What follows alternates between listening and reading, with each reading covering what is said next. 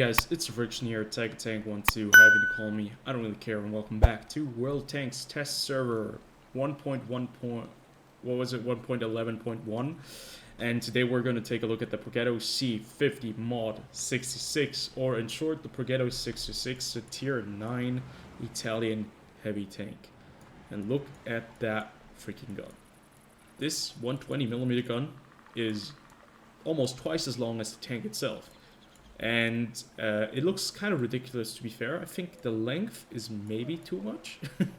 I'm not entirely sure if this is the correct way that they want to display this tank with the top gun, but it's in the game and the gun is huge. It's so long. It's looking like the Italian drivers are trying to compensate for something, if you know what I mean. But yeah, before we get into the gameplay, before we take a look at the statistics, the characteristics of this vehicle, before we delve deeper into what this tank is all about, we're going to take a look at some other things first that come with this patch 1.11.1. Before we do that though, let me just clarify, this tank has a lot of modules that you have to unlock, and what we're currently running with is actually the best loadout. And actually I had the wrong gun equipped, but it's actually not that much shorter. But we're just taking a look at the best gun and the best loadout, because we're not going to be taking too much a look into the stock configuration. If you're really interested about the stock configuration of this tank, I highly recommend you to download the test server and try it out for yourself. I'm going to give you guys the numbers, how much experience you need to fully unlock this tank. I wrote it down on a piece of paper right here. And it says, in total, it's 250,000 experience that you need to unlock. But we'll get to that in just a second. First, let's take a look at some of the changes that I highly recommend you to actually put on when you are playing World of Tanks. And one of those changes is that now we have the show the proximity spotting circle, which is the 50-meter radius around yourself, which shows you exactly where, if a tank is inside of that area, you will get spotted and he will get spotted as well, just by proximity. That means if you're close to him, he will spot you and you will spot him. So keep that on, or turn it on, because it will be a huge thing. It's very important to know the 50-meter radius around you, that you always know exactly where everything is, and if somebody's in there, you know you're going to get proxy spotted. Keep that in mind. Doesn't matter how much camouflage you have, that's just how the game works. And another thing is also that I think they have already turned that on. Let me just check real fast. It has something to do with the minimap. Show vehicle markers on battle score panel. Yes, we want to have that enabled. And display arc of fire for the SPG on the minimap. Display notification when causing damage. Display the speedometer of the vehicle. Oh yeah, show the repair time for damaged modules. You also want to have that on, because it tells you exactly how long it will take you to fix your tracks. That is a very important change that they've made, and a change that has come way too late, to be fair, because I think it should have been in the game from the get-go, so you know exactly if you should use your repair kits or not. And it's just a nice clarification. No longer it's just a symbol that's filling up or going down. This time around, it's really a number that you can see, and that is definitely worth it. Now, moving on, let's also take a look at the create a platoon function. And what you have right here is, this is new. You can now create platoons with random people who are also looking for platoon mates. Let's say you're not a part of a clan. Let's say you don't play this game with a lot of friends that you know. How do you get to know people? Well, obviously you can play the game, you can chat to people, you can add them, and then you can make your platoons. But if you don't want to go through that hassle, you can just find a platoon right here, and you get into a platoon right there. And I'm gonna leave that platoon real fast, because I do not want to play with them in this moment, but it's as easy as that, and it will decide based on your personal rating with who you're going to be playing with. And now in the current test server, it's going to be a bit buggy, but I guess it's going to be a nice addition for the standard game once it comes out. That's it. That's all I wanted to say about the changes coming with patch 1.11.1. The other changes are obviously the Italian heavy tanks, nothing else, and their new mechanic that they're coming with. The mechanic we will explain a bit more in depth probably in a couple of videos, and probably first when the tanks do roll out on the standard server, because right now we are only on the test server. But I can mention that keep the P43 bis if you still have that in your garage. Play it, because this tank is going to be the one that you'll have to be using if you want to get to the Italian heavy tank line. From there on, you go over to the Carro d'Assault P88, and from there on, you can go to the Rinoceronte for the other heavy tanks. But that's all I wanted to say about the updates. We're going to dive right into this Progetto C50 Mod 66. We're going to take a look at its characteristics, then we're going to take it out for a spin, and as always, we're going to have a little bit of a verdict at the end, and we're going to finish off this preview then. So let's take a look at the different armament options that you have. At first, you have a tier 8 gun, which is coming right over from the Progetto 54A. This is really interesting that none of the things that you have right here, the engine, the gun, not even the radio, all of these different things that you have on this tank need to be unlocked, and none of them come pre-unlocked from the other vehicle, the Progetto 54.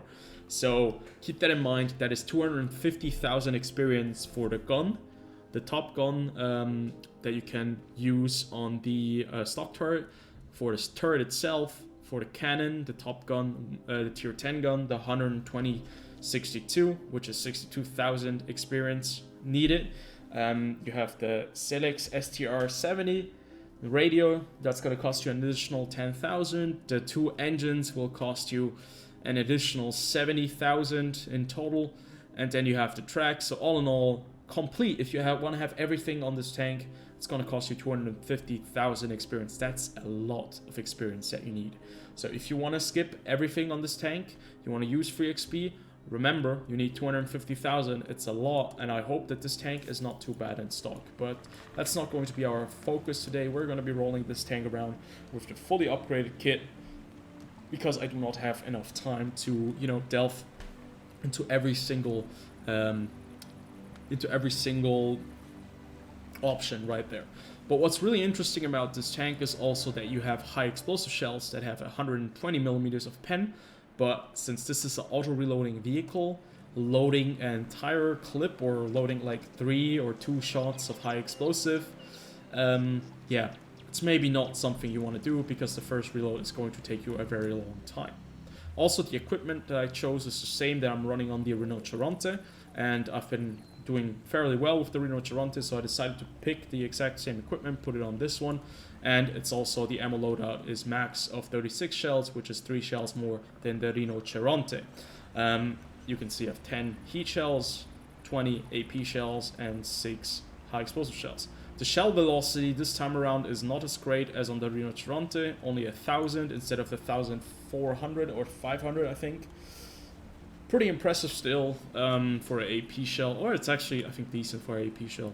But let's jump right into the firepower tab and take a look at what this tank can do with its top gun. You have 400 alpha damage, that's about the average for a 120mm gun, 242 millimeters of pen, which is about the standard average of a tier 9 heavy tank, I'd say. And you can see that the auto reloading for each shell takes 14.6, 12.8, or 11.9 seconds, depending on if you're on the last shell or the first shell. You also have the mechanic, the Italian auto-loading mechanic, which means that if you fire in that moment where everything, like the arrow turns red and you have the sound cue, you'll actually get a decrease of reload time up to 50%. Can be 16, I think, depending on which round you're firing. 16, 33, I think, and then 50%. So it's probably going to be 50 for the third round, 32 or 33 for the second round, and for the last or the first round it's going to be like a 16, or the second round that you fire it's going to be a 16% difference. Now the reload, you can see, is 39.27 seconds to completely reload this tank, but you can still fire in between. As I already mentioned, the reload in between the shells is 3.5 seconds, quite long. Not as bad as the Rinoceronte with 4 seconds, but 3.9 is still in the end 10.5 seconds that you will be firing with this tank. So yeah, 10.5 seconds, a lot of things can happen in those 10.5 seconds to get all your shells out. The turret traverse speed is not as impressive, 27.38 degrees per second. This tank certainly is not going to be the best turning its turret. It's also quite large on the sides, quite large on the front. The tank is, I think, a bit higher than the Rinoceronte, but it still is a low-profile vehicle. 9 degrees of gun depression, pretty damn great. Not as great as the Rinoceronte, but as a tier 10, 2.24 aim time or seconds to fully aim your gun in. Not too bad. 0.33 dispersion at 100 meters is also not too bad. And the DPM is actually even a bit better than the Rinoceronte, if I'm not mistaken. But yeah, 2022, that's nothing to cry about, but the alpha is 400, so it's actually not too bad. You have 3 shells in your entire clip if you fully load it. And yeah, that's about it. Moving on to survivability, you have 1,850 hit points, 130 millimeters of frontal armor, 70 on the side, 40 on the rear. Be careful, that means you're going to be highly targeted by high explosive shells. Other tier 8 or 9 or 10 Italian heavy tanks can actually penetrate your side with high explosive shells, other tanks as well. So keep that in mind, you're very vulnerable on your side. Always keep front to enemy, just like a claymore. You have 195 millimeters of frontal armor on the turret. It's nicely angled. In a hold down position, it's going to be very powerful. You can see that you have actually some compartments on the side, which might be very big or might be targets if you're hull down. Keep that in mind. And also the gun mantlet is a bit weird. I'm not sure if you hit right here if that actually counts as damage to your tank, since the gun mantlet is a bit angled and a bit round on a otherwise very sharp turret on a very angled turret. So yeah, 105 on the side, 105 on the rear. This turret is probably going to be pretty good at tier 9, since you're going to be meeting tier 8s and tier 9 and 10 tanks, and even tier 7s. So yeah, in a hold down position, I think this tank might be pretty good. Unless it's going up against tier 10s, then it might just be a bit in trouble, depending on how the angles are. But you can see it's really angled. If you're on a hill, that can just be almost a flat surface. Mobility-wise, this tank is rather fast, 45 kilometers per hour top speed. It's obviously not on the same level as the T10, but it's faster than the Rinoceronte, which is quite interesting. It weighs more, it has less engine power, but it's faster than the Rinoceronte. It has a worse horsepower to ton ratio, but it is faster.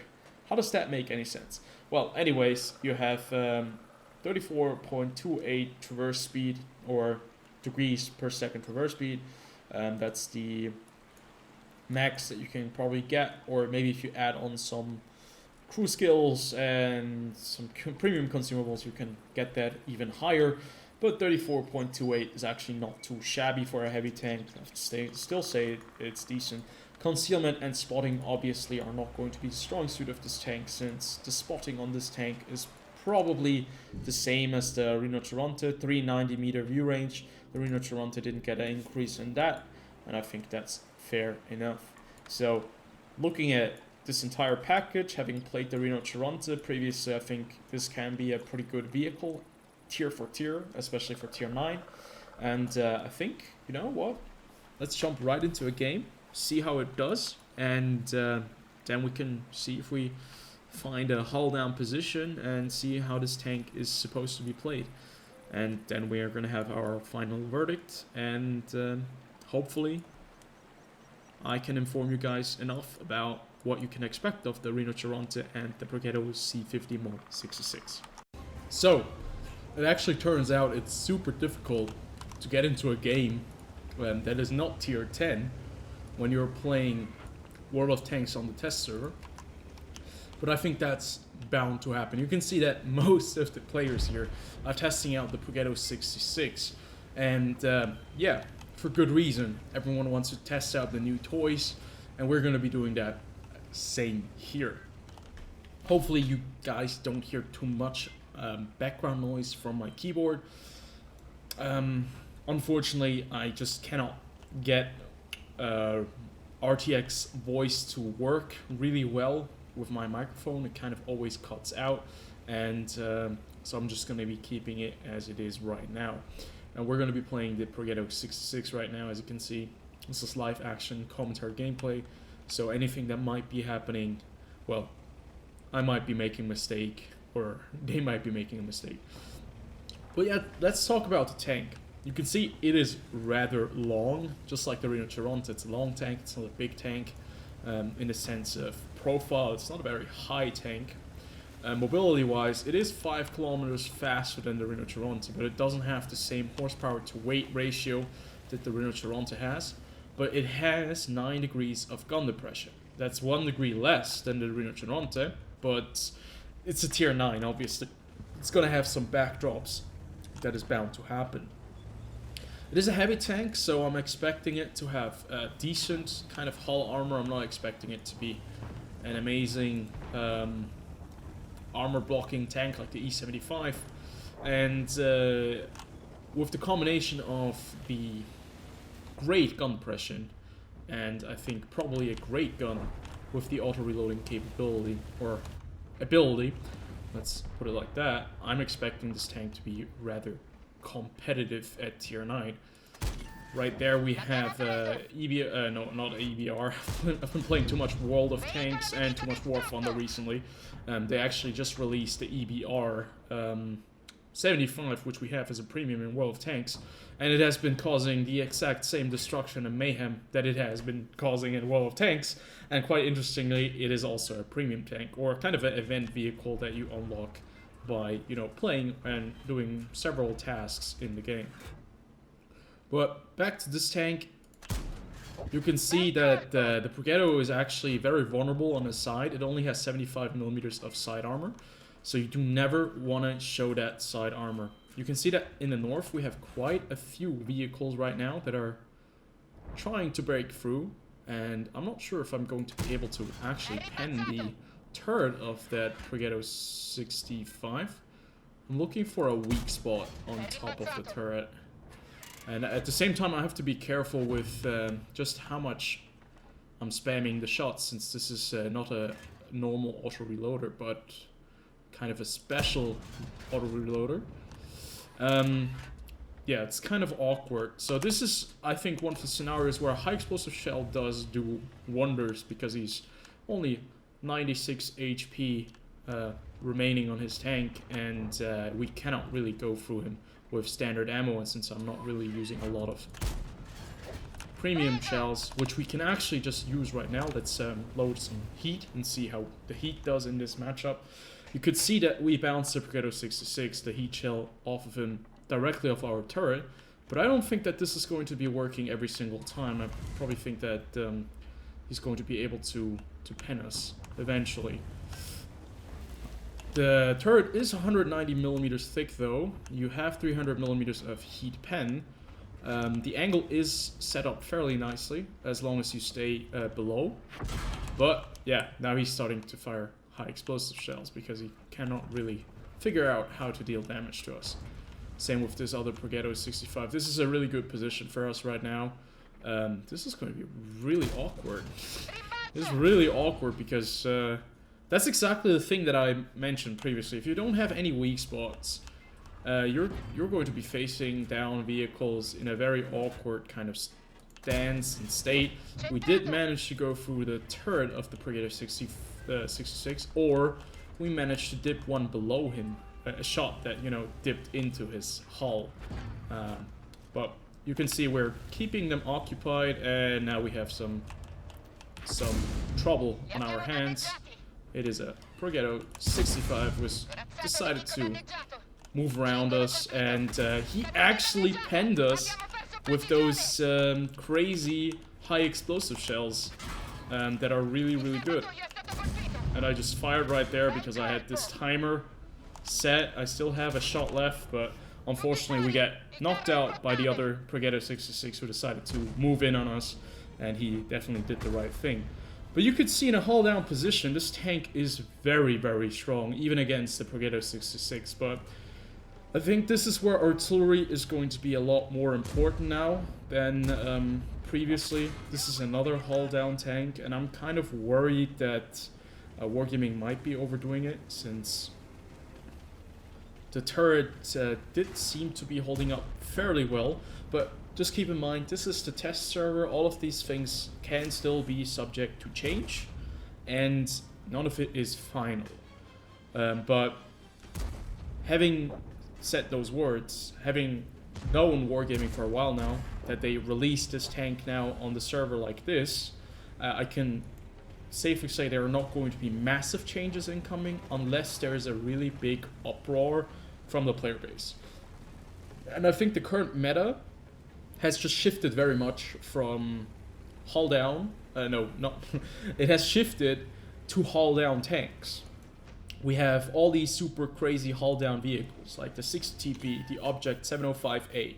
We have the Mouse, the E100, but you can still pen those two, because with heat shells, that's exactly where the premium rounds come into play. If you need those premium rounds, you're going to be able to pen them. But if they know what they're doing, especially the Mouse, you can actually avoid those shots quite nicely, quite well. I look at the Rinoceronte right there with the gun depression of 10 degrees, that's pretty amazing.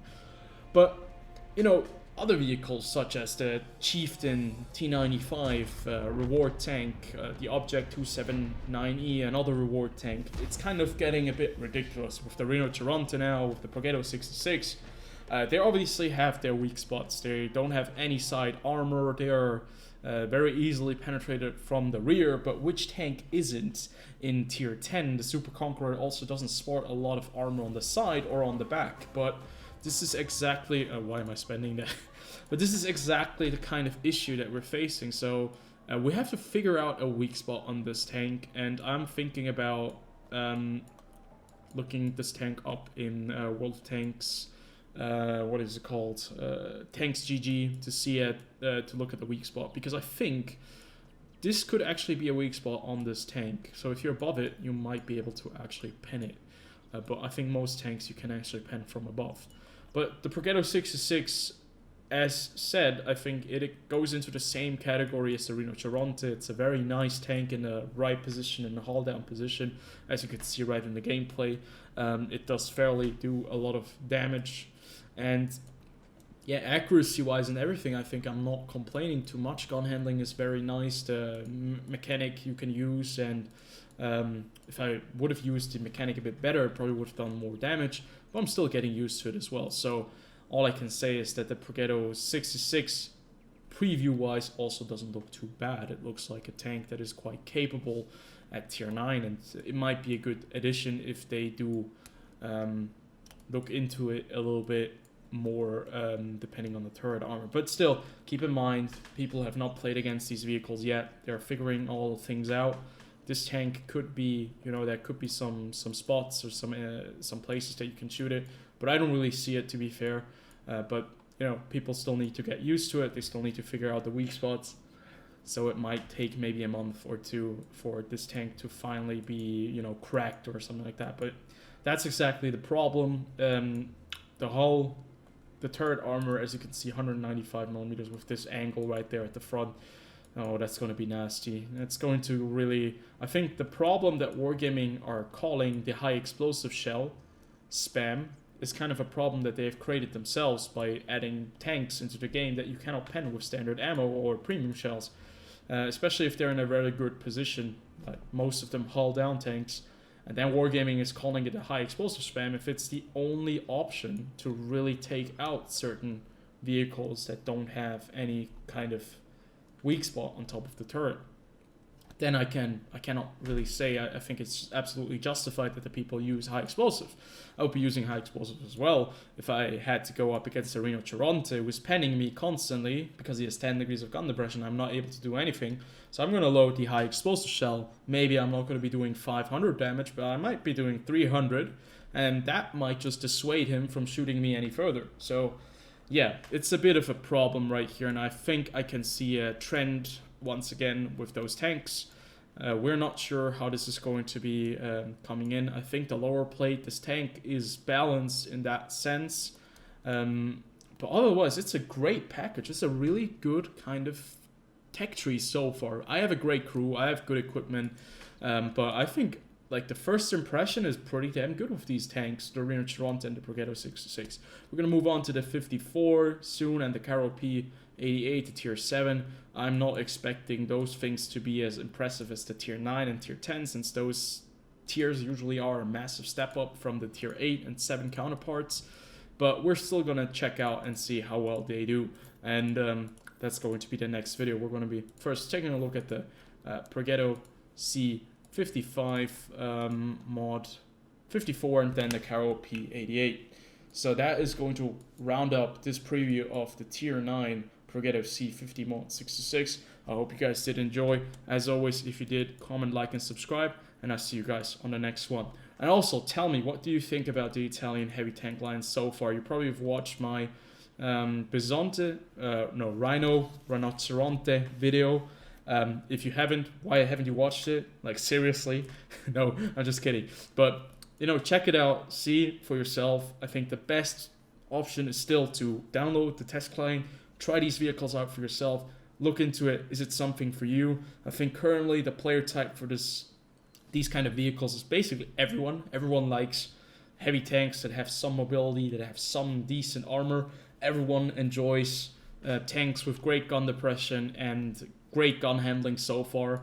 I think people will really enjoy this tech tree line. And it kind of just shows you that like a line like this, you know, it kind of doesn't really work with certain other lines in the game. Other lines that have just kind of maybe not been as great as they once were, or never have been as great. I mean, first thing that comes to mind, like tier 9 and tier 10, that just absolutely doesn't make any more sense to be played as a heavy tank. Let me just check real fast. I think they did take out quite a few, but yeah, it's quite interesting. Okay, I still can't see the appeal of a lot of these tanks, but it's just, I don't know, man. They're bringing out these vehicles at tier 9 and tier 10 that, you know, they have a certain appeal. They are kind of great. People will flock to them. They will spend a lot of experience. This tank alone costs you 250,000 experience to unlock fully. It's going to cost you an additional 200,000 experience probably to unlock it from the CC55, the mod 54. So yeah, Wargaming are going to make a big buck out of that. But yeah, anyways, see you guys on the next video. I'm going to cut it short right here.